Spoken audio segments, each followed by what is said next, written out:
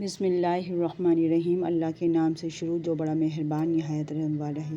السلام علیکم دوستو، کائنات اسلام میں خوش آمدید۔ آج میری ویڈیو کا موضوع حضرت ابراہیم علیہ السلام کی پیدائش کا واقعہ۔ یہ ویڈیو اس طرح ہے کہ عرف شہر ارض مقدس شام کا قدیم اور تقریباً 5500 سال پرانا شہر ہے۔ یہ انبیاء کی سرزمین ہے۔ ہمیں حضرت ابراہیم علیہ السلام کے جائے پیدائش پر حاضری کا موقع ملا۔ حضرت ابراہیم علیہ السلام کے جائے پیدائش کے پاس ایک بہت بڑی مسجد بنی ہوئی ہے۔ یہاں لوگوں کا بہت بڑا ہجوم تھا اور کثرت سے لوگ آ رہے تھے۔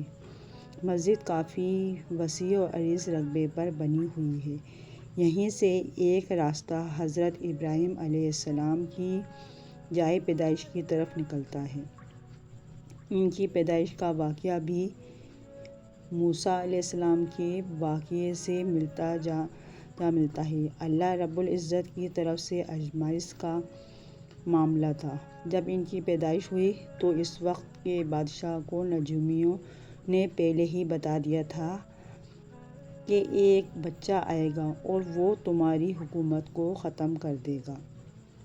جب حضرت ابراہیم علیہ السلام کی پیدائش کا وقت قریب آیا تو ان کے والد نے اپنی اہلیہ کو ایک غار میں چھپا دیا۔ آپ علیہ السلام اس غار میں پیدا ہوئے۔ اللہ کی شان کہ حضرت ابراہیم علیہ السلام ایک دن میں ہی اتنے بڑے ہو جاتے کہ دوسرے بچے ہفتوں میں بڑھتے تھے، اور آپ ایک ہفتے میں اتنے بڑھ جاتے کہ دوسرے بچوں کی گروتھ مہینوں میں اتنی ہوتی۔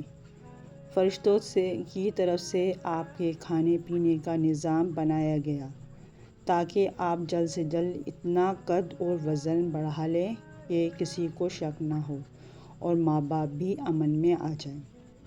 حضرت ابراہیم علیہ السلام کی پیدائش جس غار میں ہوئی تھی وہاں جانا ہوا۔ اس جگہ شیشے کی دیوار بنی تھی اور اس کے پیچھے ان کی جائے پیدائش تھی۔ وہاں پانی بھی تھا جو کہ خاصا گہرا تھا، اور دوسری طرف جو نل موجود تھے ان سے وہ پانی آ رہا تھا اور لوگ وہ پانی پی بھی رہے تھے۔ اسی عرفہ شہر میں حضرت ابراہیم علیہ السلام کو ایک آزمائش میں ڈالا گیا تھا۔ نمرود جو کہ اس وقت کا بادشاہ تھا، اس نے ان کو آگ میں ڈلوایا تھا۔ آگ کا ایک بڑا لاوا دکھایا گیا۔ جب آگ خوب بھڑک گئی تو پھر حضرت ابراہیم علیہ السلام کو ایک منجنیق سے اس آگ میں پھینکا گیا۔ ہم نے دیکھا کہ یہ کئی 100 کلومیٹر کا راستہ تھا۔ ابھی وہ جگہ جہاں منجنیق تھی اس کی نشاندہی کے لیے 2 بڑے بڑے پلرز بنائے گئے ہیں، اور اس کے بعد ہم نے وہ جگہ بھی دیکھی جہاں آگ کا الاؤ لگایا گیا تھا۔ اب اس جگہ پانی تھا۔ لوگوں کا کہنا ہے کہ جب آگ ختم ہوئی تو وہاں پانی آ گیا، اور اس نیلنگیوں پانی میں باقاعدہ مچھلیاں بھی تیرتی دکھائی دیتی ہیں۔